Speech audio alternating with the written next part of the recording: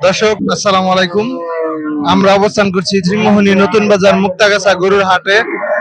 এখন আপনারা যে গরুটা দেখতেছেন এটা একটা কষাই গরু। আমরা যে রিজেক্ট গাভী গুলো বিক্রি করে দেয় বাজারে, সেই গাভী গুলো কিছু খামারি আছে তারা সংগ্রহ করে ফ্যাটেনিং করে তারপর আবার বাজারে বিক্রি করে মাংসের জন্য। এই পাশটাতে যে সকল গরু আপনারা দেখতেছেন এই পাশটাতে সবগুলোই কষাই উপযুক্ত গরু, মানে মাংসের জন্য। এগুলো ফ্যাটেনিং করে আবার বিক্রি করা হয়।